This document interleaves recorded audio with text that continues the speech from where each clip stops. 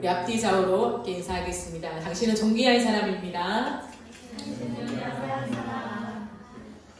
여러분, 존귀한 사람입니다. 오늘 하나님께서 주신 말씀은 마가복음 8장 27절에서 9장 1절까지의 말씀입니다. 마가복음 8장 27절에서 9장 1절까지의 말씀입니다. 우리 다 차리셨으면 한 절씩 교독하시고 마지막 절은 합독하겠습니다. 예수와 제자들이 빌립보 가이사랴 여러 마을로 나가실새 길에서 제자들에게 물어 이르시되 사람들이 나를 누구라고 하느냐. 제자들이 여짜이르되 세례 요한이라고 다른 엘리야 다른 선지자 중 하나라. 또 물으시되 너희는 나를 누구라 하느냐. 베드로가 대답하여 이르되 주는 그리스도시니이다 하매 인자가 많은 고난을 받고 장로들과 대제사장들과 서기관들에게 버림받아 죽임을 당하고 사흘 만에 살아나야 할 것을 비로소 그들에게 가르치시되 그러므로 이 말씀을 하시니 베드로가 예수를 붙들고 항변하매 예수께서 돌이키사 제자들을 보시며 베드로를 꾸짖어 이르시되 사탄아 내 뒤로 물러가라. 내가 하나님의 일을 생각하지 아니하고 도리어 사람의 일을 생각하는도다 하시고 우리와 제자들을 불러 이르시되 누구든지 나를 따라오려거든 자기를 부인하고 자기 십자가를 지고 나를 따를 것이니라. 누구든지 자기 목숨을 구원하고자 하면 잃을 것이요 누구든지 나와 복음을 위하여 자기 목숨을 잃으면 구원하리라. 사람이 만일 온천하를 얻고도 자기 목숨을 잃으면 무엇이 유익하리요. 사람이 무엇을 주고 자기 목숨과 바꾸겠느냐. 누구든지 음란하고 죄많은 세대에서 마음의 말을 부끄러워하며 인자도 아버지의 영광으로 거룩한 천사들과 함께 올 때에 그 사람을 부끄러워하리라. 함께 읽겠습니다. 또 그들에게 이르시되 내가 진실로 너희에게 이르노니 여기 서 있는 사람 중에 죽기 전에 하나님의 나라가 권능으로 임하는 것을 볼 자들도 있느니라 하시니라. 아멘. 오늘은 치명적인 유혹이라고 하는 제목으로 함께 하나님 말씀을 나누도록 하겠습니다. 종교인과 그리스도인의 차이가 있습니다. 종교인이냐 그리스도인이냐를 구분할 수 있는 절대적인 차이가 있죠. 그것은 종교인은 제자가 될 수 없습니다. 그러나 그리스도인은 그리스도의 제자입니다. 그리스도인은 모두 제자예요. 그럼 제자는 되지 않고 그리스도인만 될 수 있을까요? 제자는 좀 부담스럽고 그리스도인으로 지속할 수 있지 않겠습니까? 그렇진 않아요. 그리스도인은 모두 제자입니다. 왜냐하면 그리스도인이라고 하는 것은요, 정체성이에요. 정체성. 근데 그리스도의 제자는 무엇이냐면 정체성에 걸맞는 삶의 모습이라는 거예요. 제자는 스승의 가치와 삶의 태도를 닮아가는 사람이죠. 그리스도인은 예수님을 닮아가는 예수님의 제자입니다. 그러므로 제자가 되기 위해서는 삶을 끝없이 훈련해 가야 한다라고 하는 거죠.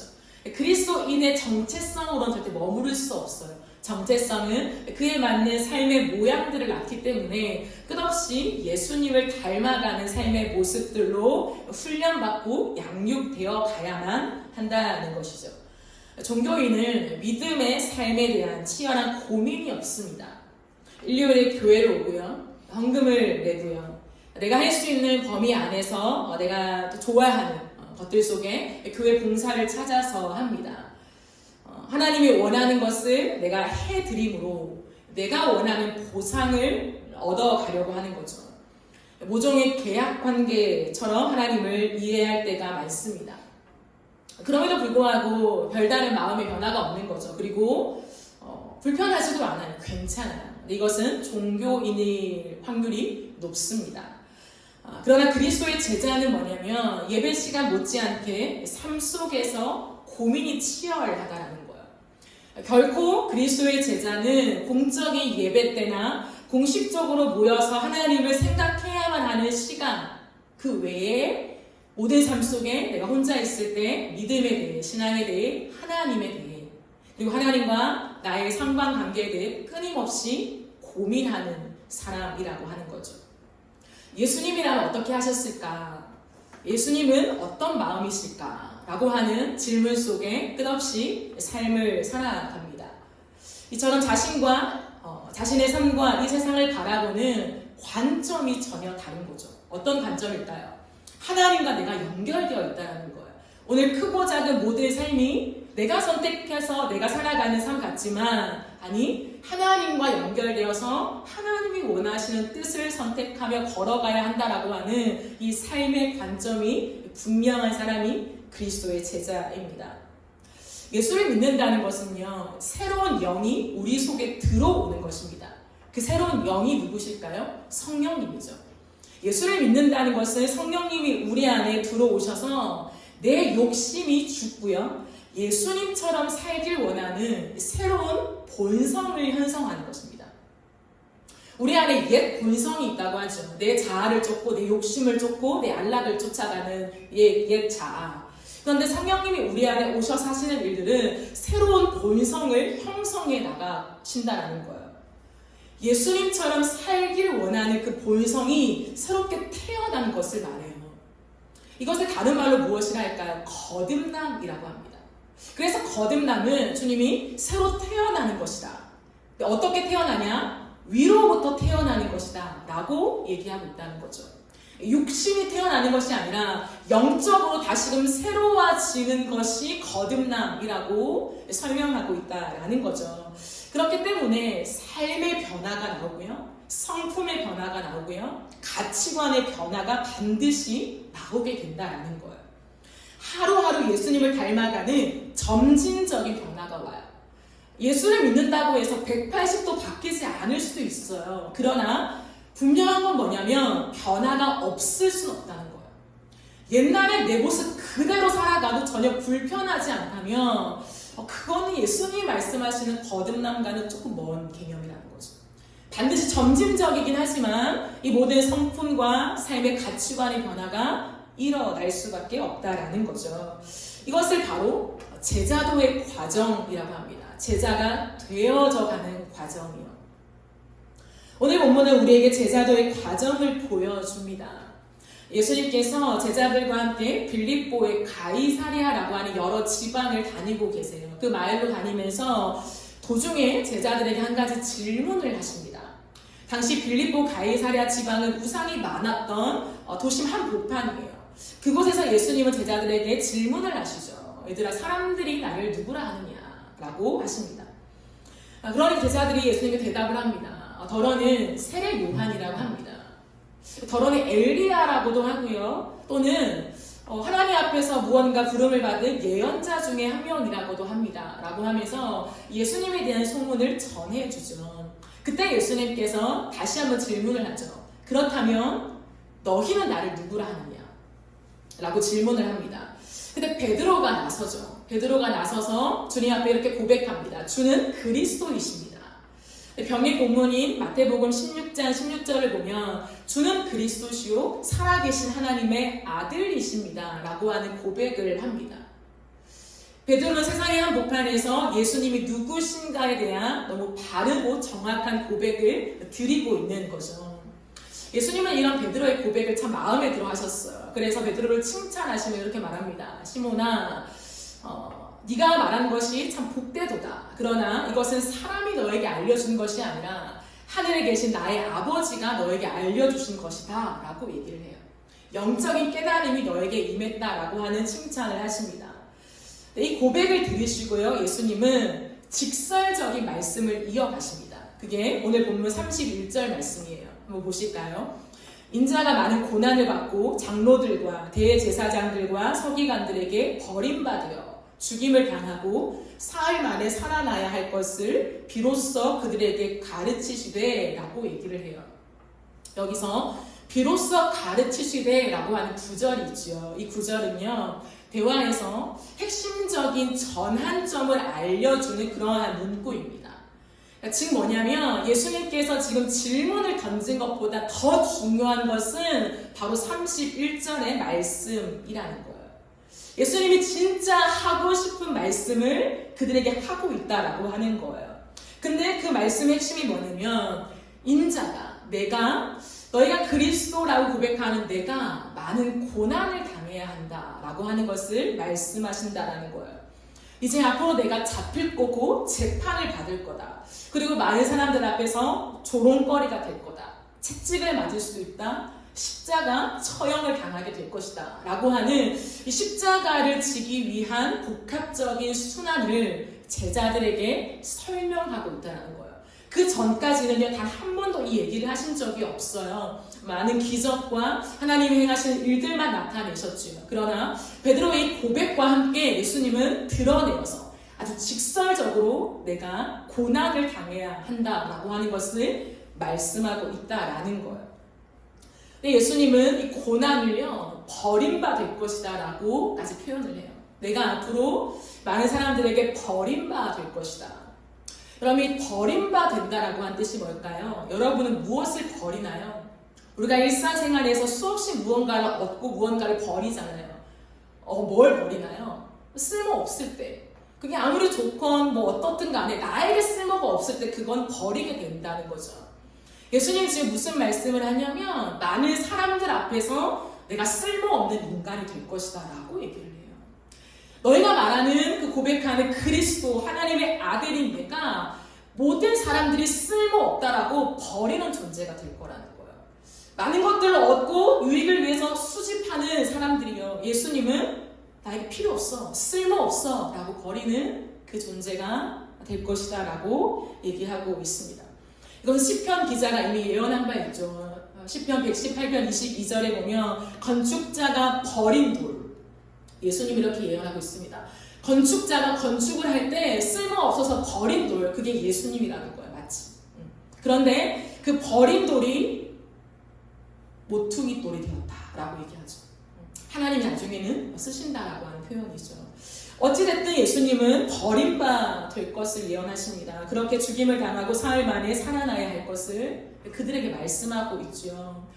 예수님은 이전까지는 모든 것을 비유로만 말씀하셨어요.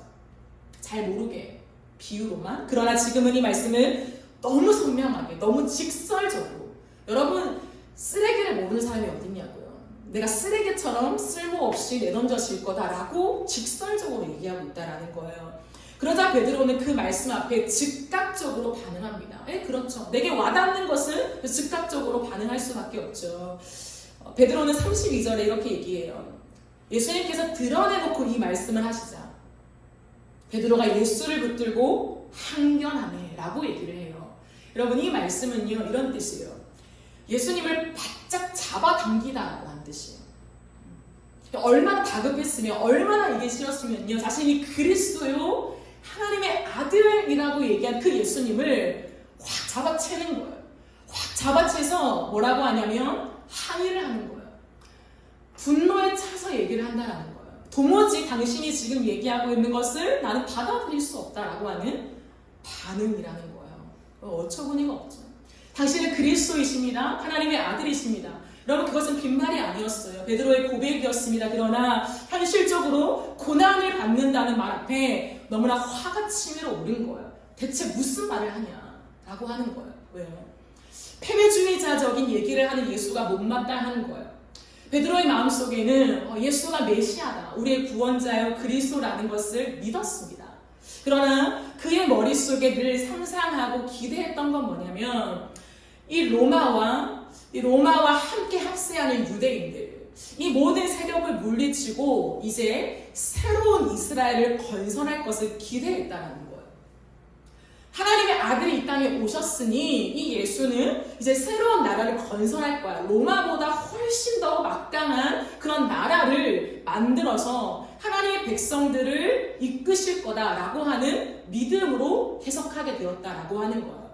그런데 예수님께서 나는 패배한다. 나는 앞으로 끌려갈 거고 수많은 사람에게 쓸모없는 인간이 되어서 십자가에 달려 죽을 거다라고 얘기하니까 그 패배를 받아들일 수가 없는 거예요. 베드로는 예수님이 메시아라고 인정했지만 우리를 구원하시기 위해서 고난받아야 하는 그 역할을 깨닫지 못했다는 거예요. 구원이면 당장 구원이지, 메시아면 당장 권력을 얻어서 우리를 이끄는 리더십이 되어야 하는 거지, 고난이 웬 말인가 라고 하는 거예요. 고난을 통하여 승리를 만든다는 것을 이해하지 못했다라고 하는 거예요. 그러나 예수님은 이 말씀들이 얼마나 중요했던지 베드로의 강력한 항변에 대해서 예수님도 만만치 않게 강력하게 대응을 하십니다. 예수님은 베드로에게 강력하게 꾸짖어요. 오늘 말씀 속에 예수님이 베드로를 꾸짖었다라고 하잖아요. 그런데 이것은요, 단순히 그만해 이게 아니에요. 참아, 잠깐 화를 억눌러봐 이게 아니라요, 굉장히 심각하게 꾸짖는 것을 얘기하고 있다는 거예요. 제자들이 보는 앞에서 베드로를 아주 심하게 꾸짖습니다. 충격적일 정도로 엄중한 반응을 보이고 계세요. 예수님 뭐라고 하십니까? 33절을 보실까요? 예수께서 돌이키사 제자들을 보시며 베드로를 꾸짖어 이르시되 사탄아. 베드로를 꾸짖으시는 베드로에게 뭐라고 하냐면 사탄아라고까지 얘기하고 있어. 내 뒤로 물러가라. 네가 하나님의 일을 생각하지 아니하고 도리어 사람의 일을 생각한다 라고 얘기한다는 거예요. 왜 그럴까요? 예수님이 왜 이렇게까지 강력하게 베드로를 꾸짖고 있으실까요? 지금 베드로의 생각을 사로잡고 있는 것은 사탄에게 속한 것이기 때문입니다. 예수님은 그것을 정확하게 지목하시며 너가 지금 사탄의 일을 생각하고 사탄의 말을 하고 있다라고 하는 거예요. 사탄에게 속한 생각을 어떻게 베드로가 가질 수 있었을까요? 그것은 바로 이 부분이 사탄의 치명적인 유혹이기 때문이에요. 사람을 유혹할 때 쓰는 아주 치명적인 유혹이라는 거죠. 사탄이 우리를 유혹하는 아주 강력한 수단이 하나 있는데 그건 생각이에요. 사탄은 항상 우리의 생각에 자신의 생각을 넣어서 우리를 넘어뜨리려고 합니다. 생각은 참 조심해야 되고 또 중요한 것이죠. 그런데요, 그 생각 중에서도 가장 치명적인 것이 뭐냐면 십자가를 생략하고 영광으로 가려는 생각이라는 거예요. 고난을 생략하고 영광으로 직행하려고 하는 그 생각은 사탄이 주는 아주 치명적인 유혹이라고 하는 것을 말씀합니다. 그렇기 때문에 예수님은 다른 건 괜찮지만 여기에는 걸려 넘어지면 안 된다는 거예요. 정신 차려라, 베드로야. 이것은 사탄이 너에게 주는 생각이다 라고 정확하게 꾸짖고 있으신 거죠. 사탄은 우리에게 치명적인 유혹을 겁니다. 여러분, 사탄은요, 하나님을 향한 우리의 신앙 고백은요, 좀처럼 건드리진 않아요. 이런 거죠. 우리로 하여금 많은 것들을 유혹해서 끝끝내 예수가 그리스도가 아니라는 고백을 받아낸다? 그렇진 않아요. 생각해보니까 예수는 나의 구원자가 될 수 없어. 그렇게 우리를 유혹하지는 않는다라고 하는 거예요. 그것에 에너지를 쏟지 않습니다. 왜요? 그게 그렇게 중요한 게 아니라는 걸 알고 있기 때문이죠. 사탄은 아주 영리합니다. 아주요. 오히려 그 신앙 고백에 대한 이해를 왜곡시키는 방법을 선택한다는 거죠. 그리스도라고 믿게 놔둬요. 예수님을 나의 구원자이심을, 하나님의 아들이심을 믿게 놔둔다는 거죠. 하지만 사탄이 하는 것은 그 이해를 이 세상의 것으로 입력시켜서 계속 생각하게 만들어요. 우리로 하여금. 어떤 게 있을까요? 사탄이 예수님에게 했던 바로 그 유혹의 방법입니다. 네가 만약 하나님의 아들이거든 이 돌덩이를 명하여 떡덩이가 되게 하라라고 하는 거죠. 하나님이 만약에 너를 사랑하신다, 하나님이 만약에 창조주다, 하나님이 만약에 너가 고백하는 구원자다, 그렇다면 떡덩이가 되게 해야 하지 않겠니? 라는 거죠. 그래, 맞아. 하나님이 내 인생의 정말 구원자시라면, 나를 정말 사랑하신다면, 그렇지, 나에게 떡덩이가 생겨야지 라고 끝없이 생각하게 만드는 거죠.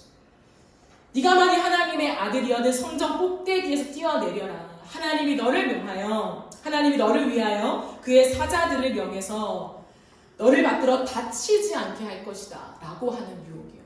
그래, 맞아. 하나님이 만약에 나를 사랑하신다면 다치지 않게 보호해 주셔야 맞는 거지. 그게 하나님이 나를 사랑하시는 거지 라고 하는 끝없는 생각을 하게 만드는 거죠.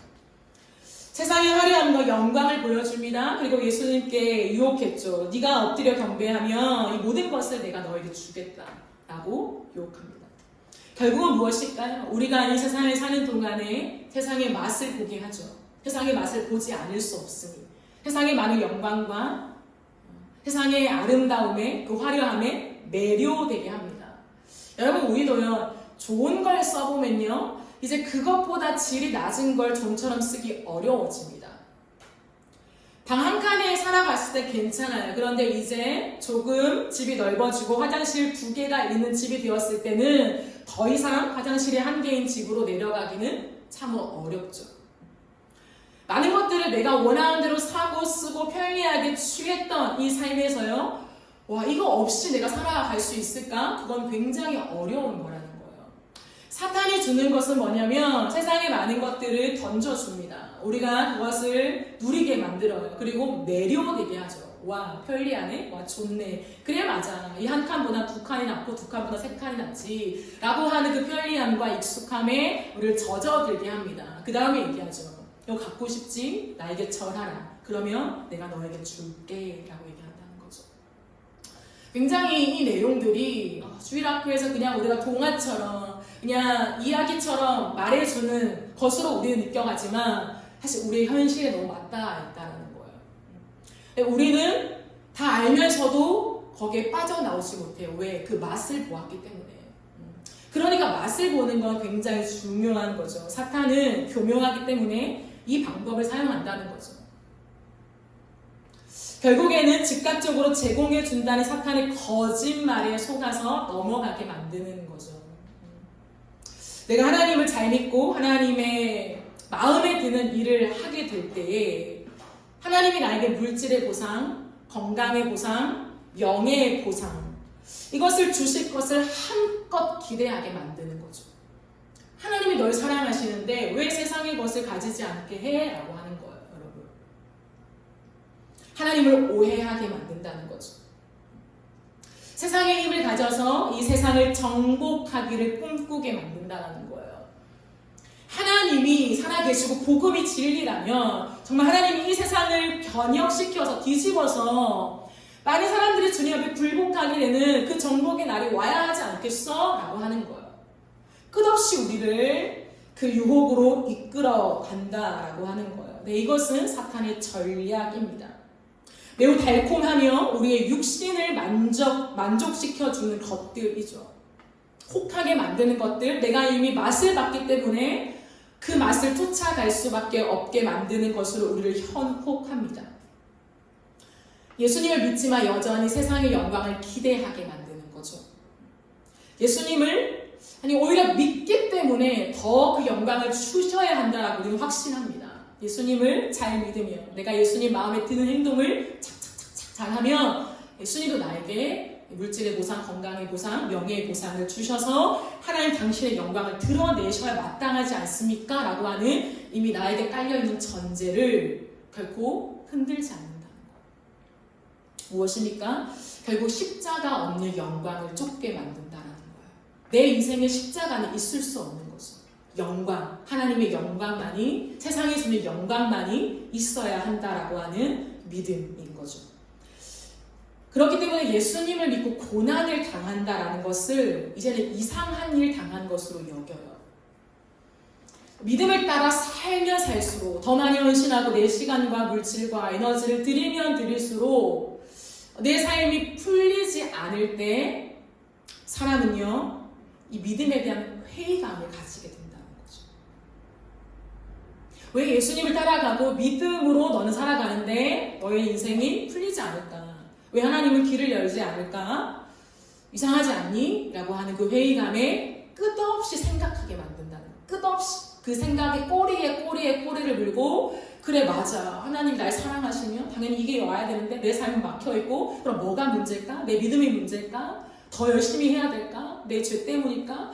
이런 5만 가지 생각으로 우리를 사로잡아서 결국에는요 사탄이 원하는 것을 얻어가게 하는 거죠.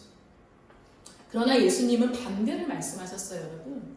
예수님은 세상이 너희를 미워하거든 이상한 일 당한 것처럼 여기지 말라. 오히려 반대로 얘기했다는 거예요. 세상이 너희를 미워하는 것은 당연하다. 네가 이제 내 편이 되었기 때문에 사탄이 쥐고 있는 이 세상은 너를 미워할 거야 라고 얘기한다는 거죠. 그러기에 예수님 말씀하십니다. 너희가 으뜸이 되려고 하지 마라. 높아지려고 하지 마라 라고 얘기한다는 거예요. 근데 우리는 높아지기를 끝없이 원하죠. 왜요, 주님? 그럼 주님을 따르면 아무도 높아질 수 없나요? 아무도 부자가 될 수 없나요? 그 부자가 된 사람들은 뭔가요? 성경에는 많은 것을 가지고 잘 먹고 잘 사는 사람이 어떤가요? 뭐죠? 끝없이 생각하는 거. 끝없이. 왜일까요? 왜 그 생각을 할까요, 여러분? 무엇이 진짜 궁금한 걸까요? 내가 높아지고 싶은데 정녕 내가 높아질 수 없단 말인가? 여기에 걸려 있는 거예요. 하나님을 믿어서 진짜 높아지나 낮아지나 하나님의 원리가 어떠냐 사실 그것보다 더 중요한 것은 나라는 거죠. 내 삶의 하나님, 난 높아지고 싶은데 높아지지 않는 길을 말씀하시면 어떡하죠? 라고 하는 거에 걸리게 된다라는 거예요. 주님 말씀하시는 으뜸이 되지 마라, 높아지려 하지 마라 라고 하는 그 말씀이 무엇이냐면 세상의 영광을 너의 꿈으로 쫓지 말라는 거예요. 세상을 살아가는 동안에 물질을 가질 수도 있고 못 가질 수도 있죠. 건강할 수도 있고 건강을 잃어버릴 수도 있죠. 내 이름이 높아지는 명예를 가질 수도 있고 못 가질 수도 있어요. 그죠? 그런데 높아지는 것을 쫓아서 꿈이라고 전진하지 말라는 거예요. 세상의 성공을 이상적인 삶이라고 생각하지 말라는 거예요. 물질의 보상만이 내가 받고 싶은 하나님의 복으로 집착하지 말라는 거예요. 하나님 복을 주실 거예요. 물질의 복이요. 누군가는 건강의 복이요. 누군가는 명예의 복이요. 그게 지정해서 하나님의 복이라고 일컫지 말라는 거예요. 왜 그럴까요? 왜 하나님은 대체 그럼 이 말씀을 하시나? 너무 야속하지 않나 생각할 수 있습니다. 그러나 더 이상 예수 그리스도를 믿는 사람들은요, 삶의 방식이 이전과 같지 않기 때문이에요. 더 이상 예수 그리스도를 따르는 제자들은요, 우리가 살아가는 삶의 방식이 세상의 성공과 영광과 물질의 보상, 건강의 보상, 명예의 보상을 따라가는 삶의 방식이 아니기 때문이에요. 예수를 믿는다는 것은요, 엄청난 변화거든요, 여러분. 그런데 아무 일도 일어나지 않은 것처럼 생각하면 안 된다는 거예요. 이것은 엄청난 변혁입니다. 예수를 믿는다는 것이 무엇일까요, 여러분? 예수를 믿는다는 것은 세상의 영광, 예전 것을 따라 살면 안 돼가 아니라요. 이제는 예전 것을 따라 살 수가 없어. 이게 예수를 믿는 거예요. 하나님이 날 구원해 주셨는데 세상 영광 그래 이것보다 주님을 선택해야지. 그래도 감사한데 이것이 아니라 예수를 믿고 내 안에 성령이 임해서 거듭난 사람의 특징은 뭐냐면 이제는 이전과 같은 삶을 살아갈 수 없어서 예수님의 길을 따라갈 수밖에 없는 사람이라는 거예요. 그러니까 그 길이 좁은 길이어도 괜찮고 고난의 길이어도 괜찮고 또 하나님이 어느 순간 나에게 누리게 해주시는 길도 괜찮고 다 괜찮은 거예요. 사탄은 우리에게 사람의 일을 생각하게 만듭니다. 하나님의 일을 생각하지 못하게 하고 하나님의 방법을 잘 모르게 만들어요, 여러분. 방법을 모르면 가지 못하잖아요. 근데 세상의 방법은 빠릿빠릿해요. 세상에서 어떻게 살아남는지, 어떻게 위로 한 단계 더 올라갈 수 있는지, 어떻게 하면 사람들이 나를 좋아하게 만드는지, 이 사람의 어떤 살아가는 삶에서의 이 모든 기능들은요, 아주 발달해 있어요. 근데 사탄은요, 우리가 하나님의 방법에 대해서 둔감하게 만든다는 거죠. 하나님의 방법? 그거 아니야? 퉁치게 만드는 거. 그렇지 않아요. 하나님의 방법은 무엇일까요? 하나님의 방법은 살리기 위해 대가를 치르는 삶이에요.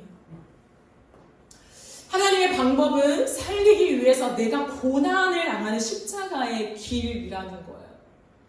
하나님은 오직 이 방법만을 고수하십니다. 나는 미련해 보이지만 많은 사람들이 이해하지 못하지만 정말 어처구니 없는 방법이라고 비웃지만 내가 선택한 유일한 방법은 십자가다라고 주님 말씀하세요.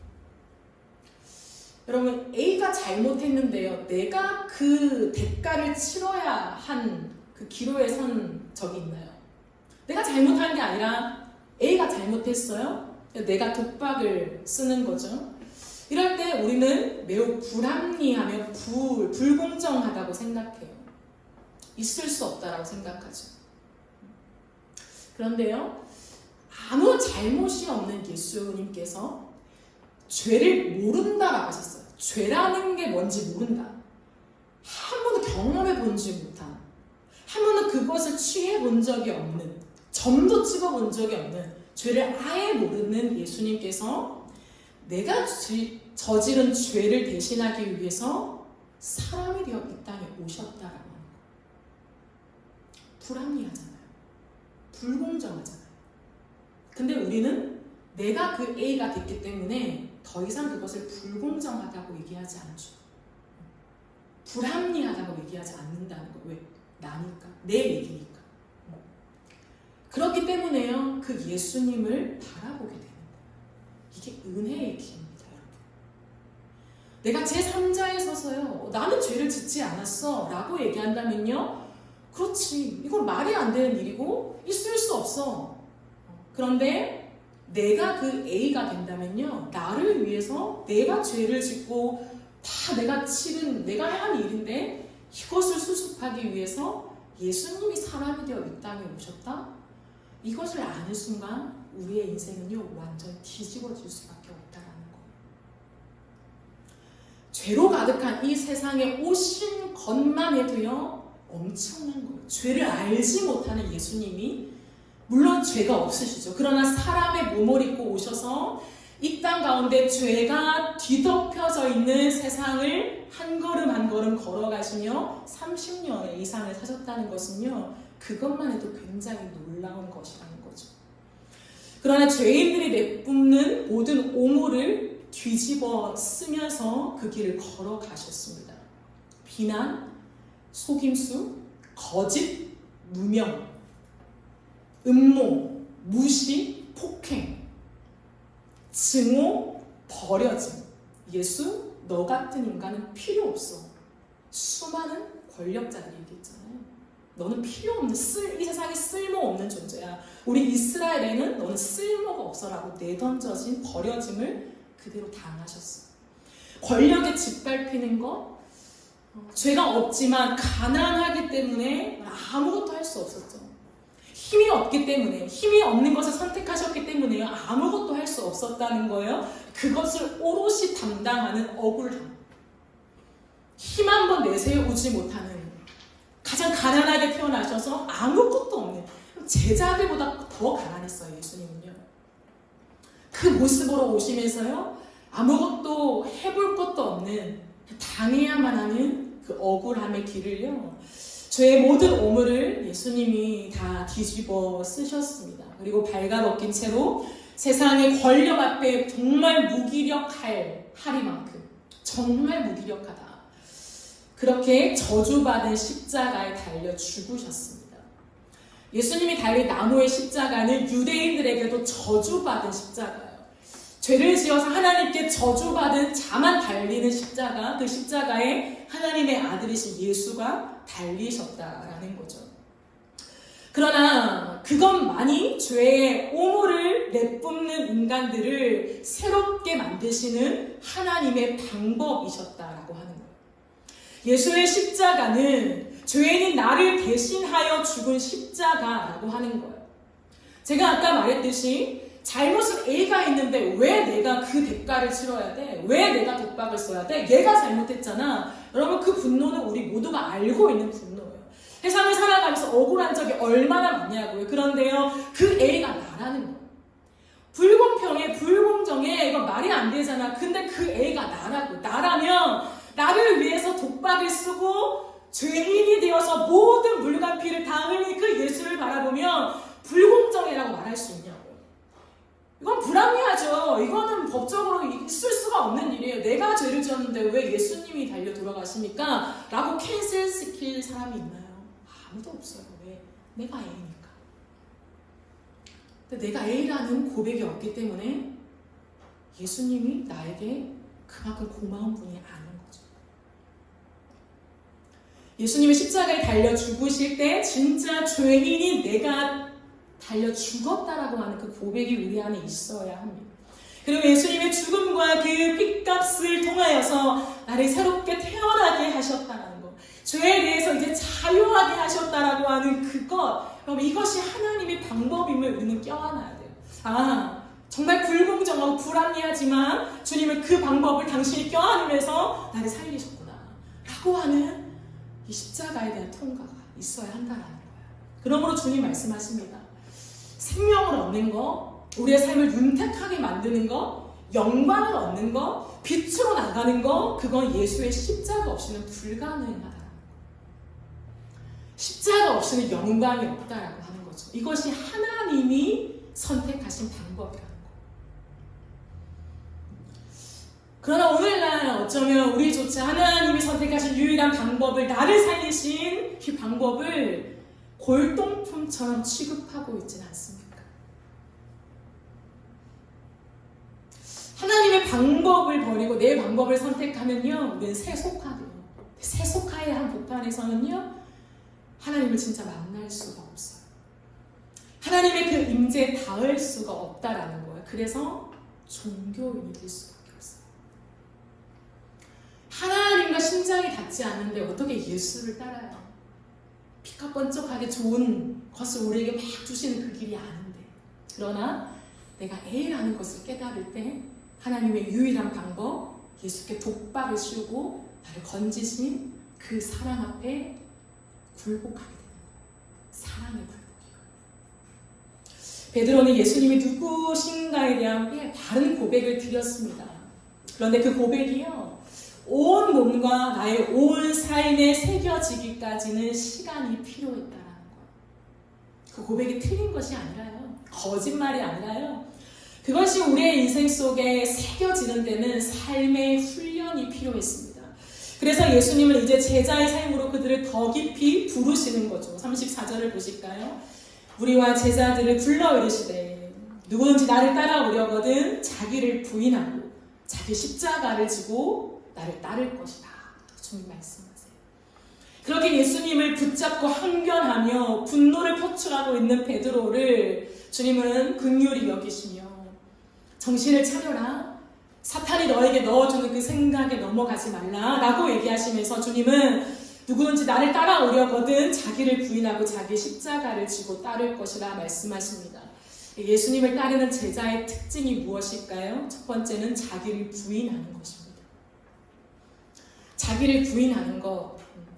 자기를 부인하는 것은요, 내가 죄인임을 인정하는 거예요. 나에게 선한 것이 아무것도 없음을 인정하는 것입니다. 그렇지 않으면요, 예수님이 필요하지 않아요. 자신이 죄인이라는 것을 인정하지 않았던 바리새인들이 있었잖아요. 그 바리새인들에게 예수님은 어떤 존재였을까요? 쓸모없이 버려지는 존재였다는 거예요.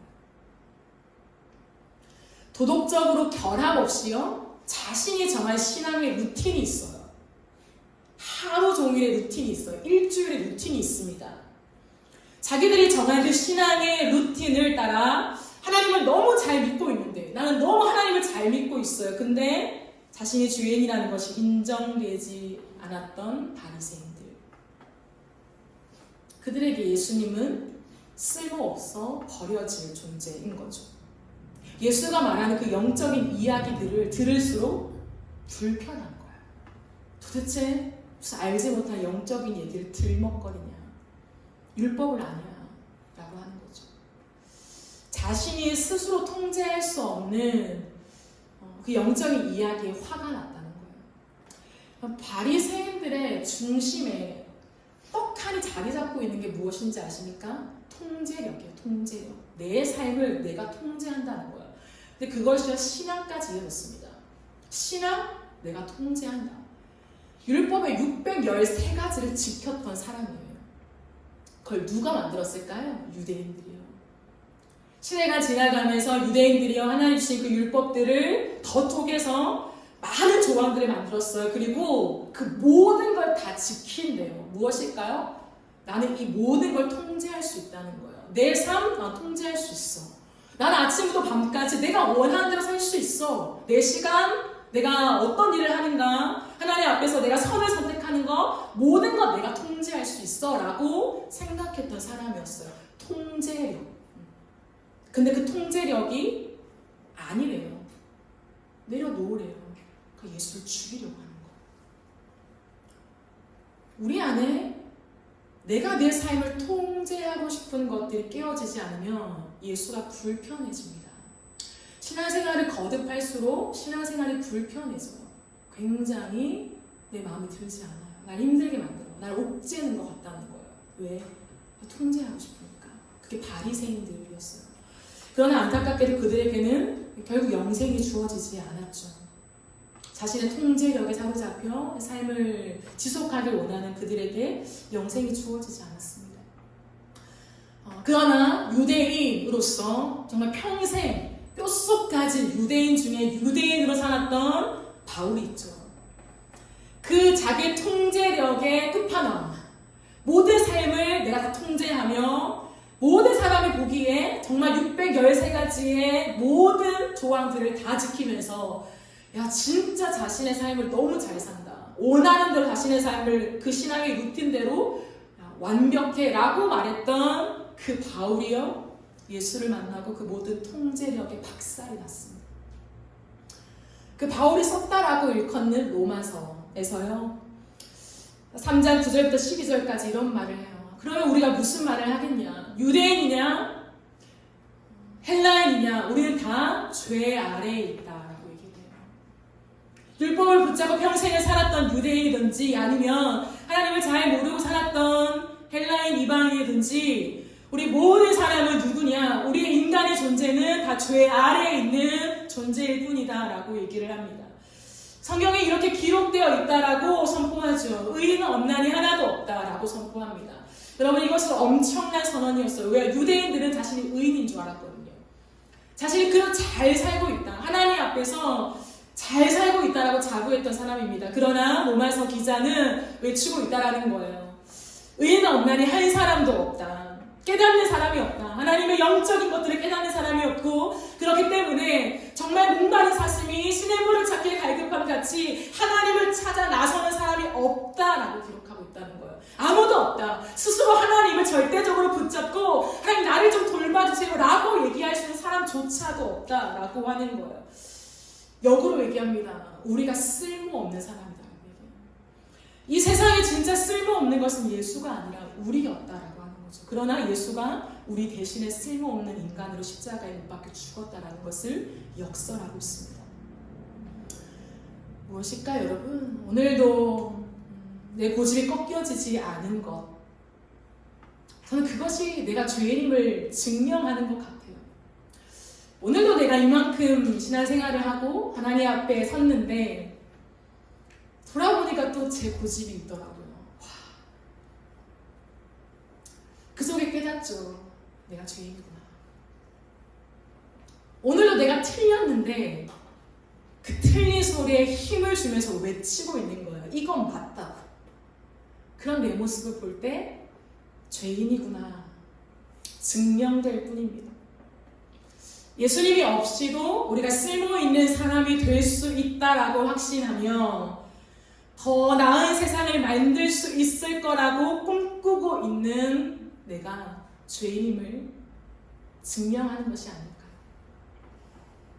나의 우상이 오늘도 존재한다는 사실이 내가 죄인임을 증명하고 있습니다. 우상이 무엇일까요?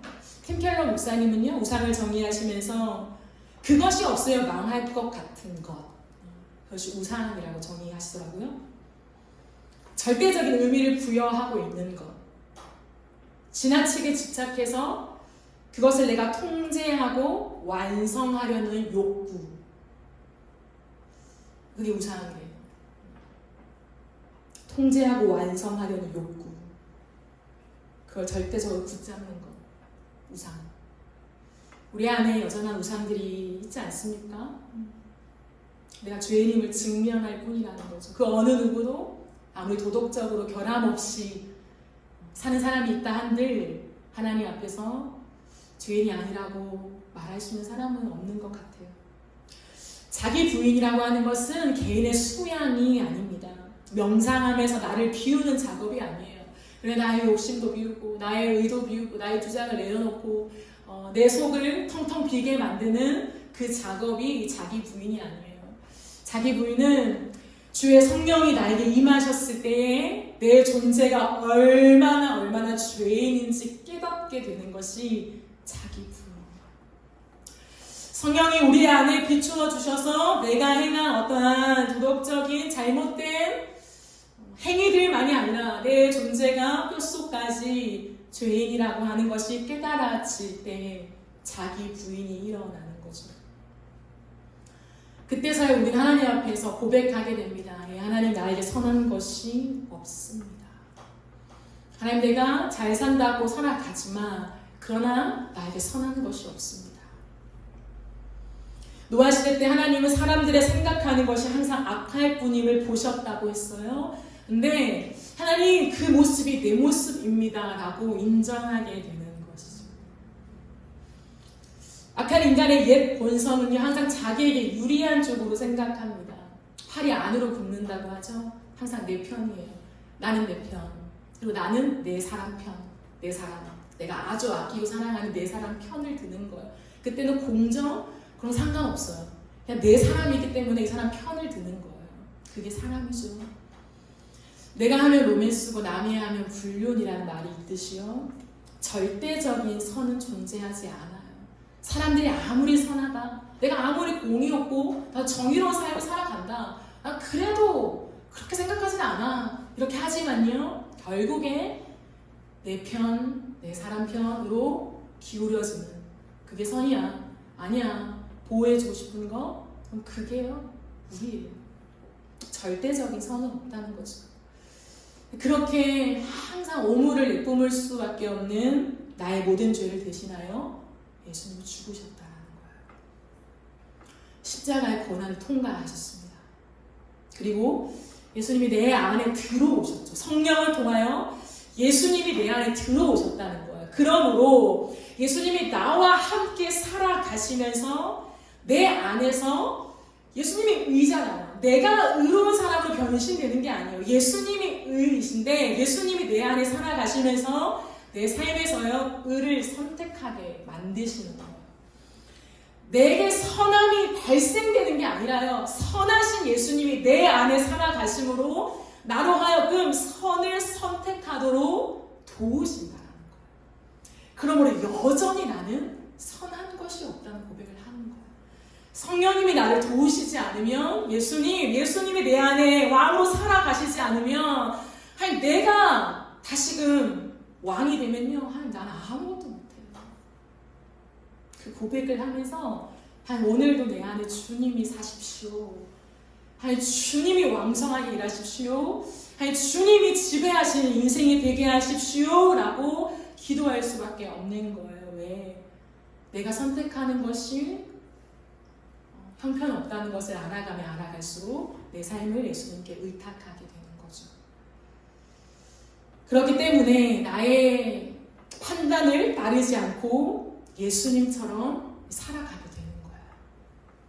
이것이 자기 부인입니다. 자기 부인. 두 번째는 날마다 자기 십자가를 지는 것입니다. 날마다라고요. 날마다. 한 때가 아니라 어떠한 시즌이 아니래요. 날마다 전 일생을 다해서 하루하루 자기 십자가를 지는 것이요. 자기 십자가를 지는 것이 무엇일까요? 자기 십자가. 참 어렵죠? 왜냐하면 예수님이 지셨으니까. 내 십자가, 너의 십자가를 지고 따라오라고 하는 이 말이 참 어려워요. 그래서 많은 해석들이 있습니다. 그런데 여러분, 자기 십자가를 진다라고 하는 것은요, 죽음을 각오하고 예수님을 따르는 것을 의미합니다. 사람에게 가장 중요한 게 무엇일까요? 가장 중요한 거. 딱 한 가지만 꼽으라고 할 때 가장 중요한 게 뭘까요? 생명이에요, 생명. 목숨보다 더 중요한 건 없어요. 오늘도 말했잖아요. 사람이 모든 걸 얻고도 천하를 다 얻고도 야, 생명이 없으면 뭐가 유익하냐? 아무것도 아니라는 거죠. 그렇습니다. 동의가 되죠. 목숨을 잃으면요, 내 재산, 사람 아무것도 아니에요. 목숨이 가장 중요합니다. 그렇기 때문에 자기 십자가를 지고 나를 따르라는 것은 나에게 가장 중요한 그 생명을 걸고 이제 예수님을 따르라는 콜링입니다. 우리의 삶의 목적은 예수님을 따르는 것이 되어야 한다는 거예요. 목적. 내 생명을 이끌어가는 거, 내가 호흡을 하는 동안에 내가 지속해 가는 거, 그건 예수를 따르는 길이 되어야 한다는 것을 말씀해요. 너의 생명을 걸고 나를 따라와라. 저희 아버지가 폐암으로 투병하실 때요. 지금 돌아가셨는데요. 폐암으로 투병하실 때 참 고통스러워 하셨어요. 암의 위치가 호흡을 더 막는, 폐암이시지만 더 막는 위치에 있었고, 하다 보니까 밤이 새도록 잠을 잘 못 주무시고 이 호흡이 가쁘셔서 참 많이 고통스럽게 1년을 사시다가 돌아가셨어요. 모든 가족들이 지칠 수밖에 없죠. 왜냐하면 계속 이게 너무 힘드니까 등을 두드려야 되고 이 가래와 이 모든 것들이 이렇게 나오는 게 폐암이 참 고통스러운 병이라고 하잖아요. 가족들이 다 지쳐 있어요. 그런데요, 항상 저희 아버지가 저와 통화할 때는요, 힘든 내색을 단 한 번도 하지 않아요. 제가 서울에 있으면서 부산에 가서 아버지를 뵐 때면 한 번은 아버지가 집에 계실 때가 있었어요. 근데 진짜 밤새도록 기침을 하시더라고요. 와, 정말 아무도 못 자겠구나. 엄마가 정말 힘들게 병간호를 하시는구나. 제가 혼자 방에서 소리를 못 내고 꺽꺽거리면서 밤새도록 울었어요. 근데 한 번도 힘들다고 얘기 안 하시고 제가 깰까봐 어떻게 하셨는지 기침을 참으려고 하신 그 아버지의 모습들이요, 지금도 생생해요. 그런데요, 아버지가 항상 내색을 안 하시고 어떠냐, 내려오지 않아도 된다, 너의 일 열심히 해라, 항상 그러셨거든요. 돌아가시기 직전에도 그러셨어요. 그러면서 택시 운전을 하셨는데 뭐 돈을 얼마나 벌겠어요, 그죠? 제법 가난하게 살았기 때문에. 그럼에도 불구하고 너무 성실하신 분이었어요. 그러니까 그래도 제법 이렇게 돈을 모으셨어요. 근데 그 모은 돈으로 당신의 치료비를 하시면 돼요. 왜냐하면 대학병원은 아시겠지만 조금 더 치료를 잘 해주고 호흡을 조금 더 편하게 할 수도 도와줘요. 근데 대학병원이 워낙 비싸니까 여기 이제 끊기면 다른 데로 옮기면 진짜 고통스럽거든요. 그런데 그 쌈짓돈이라고 하죠. 그 돈을요, 저에게 주시는 거예요. 자신의 생명이 꼴딱꼴딱 넘어가는 거예요. 밤에 잠을 한숨도 못 자고 이 고통을 고스란히 온몸으로 느끼는데, 그 돈이 있으면 몇 달 병원에서 더 지내셔도 괜찮아요. 근데 그 돈을 저한테 주시면서 아빠가 미안하다. 내가 너의 인생을 많이 책임져 주지 못해서 미안하다. 그러나 남은 이 돈은 너를 위해 썼으면 좋겠다. 라고 하면서 그 돈을 주시면서 절대 돌려주지 말고 앞으로 아빠가 의식이 없더라도 병원비에 절대 쓰지 마라. 이건 너의 것이다. 라고 주셨어요. 제가 그 돈을 받으면서 참 많이 울었습니다. 근데요, 그때 제가 깨달은 게 있었어요. 깨달은 게 뭐냐면, 자신의 생명보다 더 귀중하게 여기는 것이 있을 수 있구나. 그게 이것이구나라고 하는 걸 깨달았어요. 우리는 항상 내 생명보다 이게 더 중요해요. 내 생명을 걸고 합니다라는 말이 곧잘 하잖아요. 근데 저는요, 그 말의 의미가 이제는 어떠한 글의 의미가 아니에요. 그냥 우리가 하는 말, 어떤 상투적인 말이 아니에요. 왜냐하면 항상 아빠가 생각나거든요. 수이 꼴딱꼴딱 넘어가시면서도 내 목숨, 자신의 목숨보다 책임져 주지 못한 이 딸의 앞길에 조금이나 버티기 위해서 생명값처럼 주시는 거죠. 내 하나뿐인 생명보다 더 귀한 거 내 딸, 너다 라고 하는 그 메시지를 제 인생에 지울 수가 없습니다. 저는 그것을 죽음 앞에서 보았어요. 죽음 앞에서 사람이 선택하는 것은 진짜구나. 근데 한 인생은요, 자신의 죽음 앞에서 또 다른 인생을 걱정해 줄 수 있는 위대한 존재더라고요. 정말 위대한 존재. 왜? 하나님의 형상을 닮았으니까. 목숨을 다해 예수님을 따라가셨던 분들이 있어요. 감사하게도 저는 생을 마감하시면서 항상 자신의 마지막 호흡을 다해 주님을 찬양하셨던 분들을 보았어요. 여러분도 아실 거예요. 제가 정말 존경하는 오 목사님 계시거든요. 그 오 목사님 목사 안수 받으시고 얼마 되지 않아 소천하셨는데요. 마지막 순간까지 방에서 찬송을 부르다가 돌아가셨어요. 저는 항상 생각해요, 그분을. 나와 함께 사역했던 그분이 나에게 보여주셨던 삶의 모습들. 근데 마지막 순간에도 자신의 호흡을 다해 하나님을 향한 찬양을 선택하셨던 그 자국을 따라가고 싶어서 항상 떠올려요. 잘 계시죠? 라고 하면. 그래요. 자기 십자가를 지고 따라간다라고 하는 거 만만치는 않죠. 그러나 내 죄에 대한 대가를 치른 예수님이 진짜 내 가슴에 와닿을 때 내가 그냥 수많은 사람 중에 뭐 한 명이겠지가 아니라 그 A가 나라고 하는 그 불공평해 라고 하는 그 삿대질을 나에게 하나고 있다는 것을 내가 알 때에 주님을 따르게 돼요. 내 하나뿐인 생명을 다해서. 주님 그것을 말씀하시는 거예요.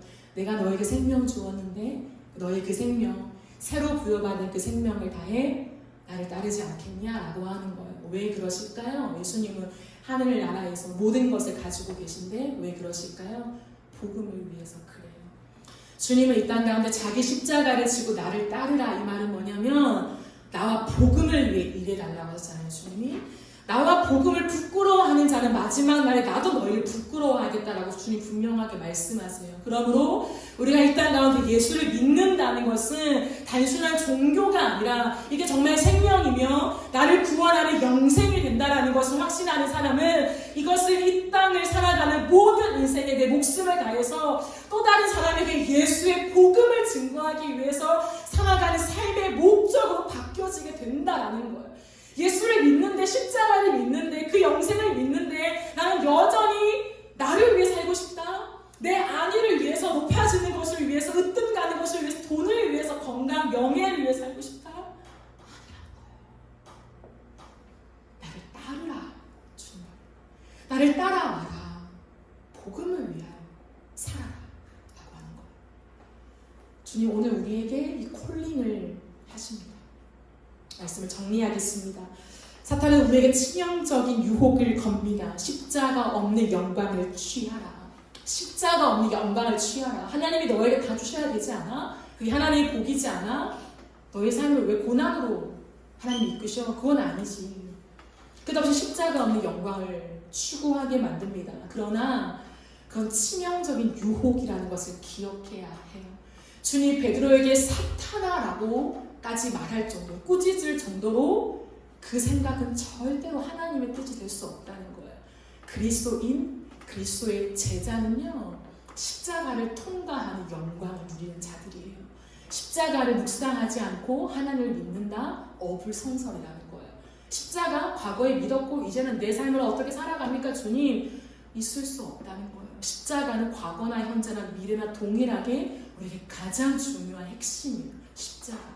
그리고 내 삶의 그 십자가를 지고 따른다는 것이 무엇인지 나의 가장 아까운 이 목숨을 다해 호흡을 다해서 복음을 증거하는 삶을 살아야 해요.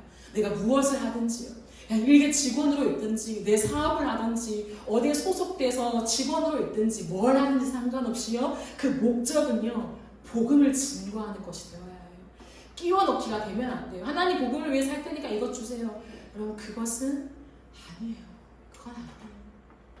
다시 한번 십자가 앞에서 나를 대속하신 그 은혜를 더 깊이 누리기를 간구하며 우리 안에 여전히 사탄이 주는 그 사탄 말린 얘기들 그 얘기들을 걷어내며 생명 주신 예수님 앞에 진정성 있게 내 생명을 어디다 드리며 살 것인가에 대한 정리가 필요합니다. 나를 따르라. 나를 따르라. 자기를 부인하고 자기 십자가를 지고 나를 따르라. 그 주님의 콜링이 오늘 우리에게 들려지며 우리가 그 길을 따라가는 저와 여러분의 삶이 되어지기를 간절히 바라고 소망합니다. 우리 함께 찬양하고 기도하는 시간 가지겠습니다.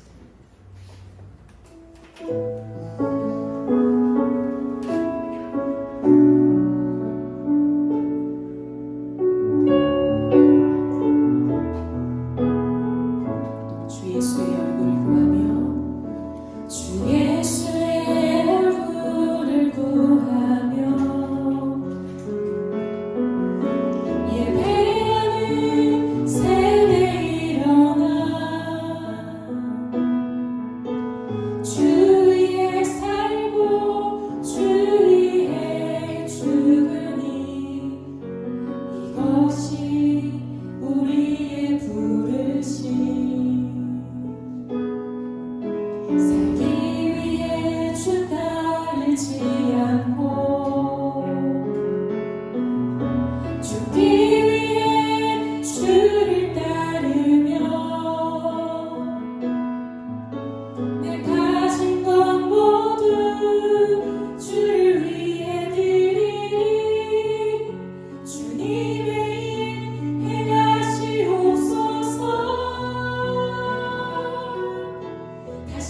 한번 부흥을 주소서.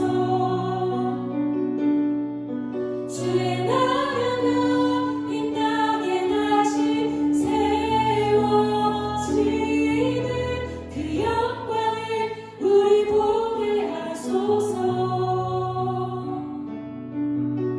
주 예수의 영광을, 주 예수의 얼굴을, 주 예수의 얼굴을 구하며 예배하는 세대 일어나, 예배하는 세대 일어나.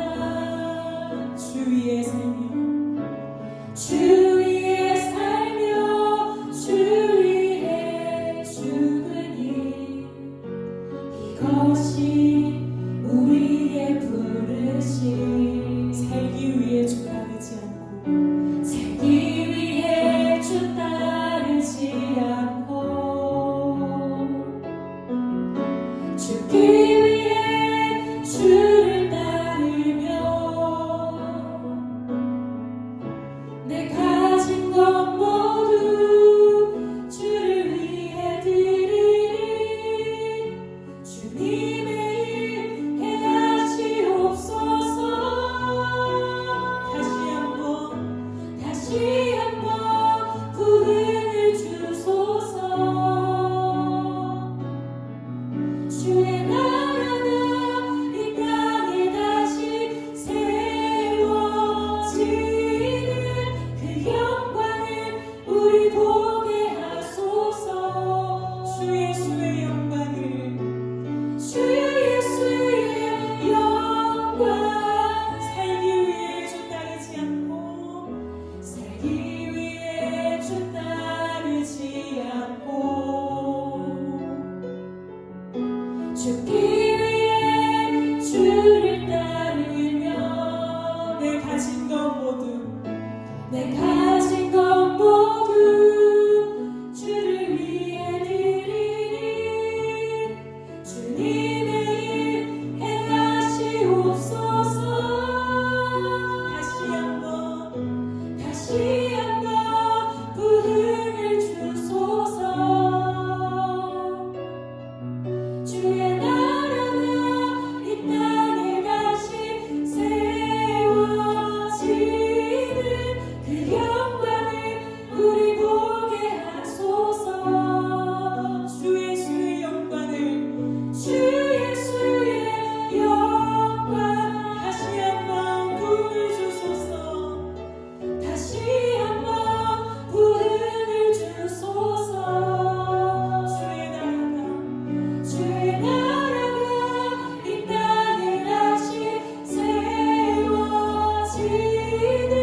그 영광을 우리 보게 하소서. 주 예수의 영광을, 주 예수의 영광. 마지막으로 고백합시다. 다시 한번 부흥을 주소서. 다시 한번 부흥을 주소서. 주의 나라가 이 땅에 다시 세워지는 그 영광을 우리 보게 하소서. 주 예수의 영광을, 주 예수의 영광을. 우리가 이 시간 들은 말씀을 기억하며 기도합시다. 우리가 한 가지 피아노 반주에 맞춰서 같이 기도하실 때요, 우리 한 가지를 구합시다. 하나님, 나를 주님 곁으로 이끌어 주세요. 하나님, 성령을 부어주셔서 하나님, 내가 십자가 앞에 서는 은혜를 온전히 누리게 하여 주시옵소서. 우리가 이 시간 성령의 도우심 안에 구하면서 오늘 들은 말씀을 기억하면서 우리 함께 주님 앞에 나아가 기도했으면 좋겠습니다. 기도합시다. 우리 하나님,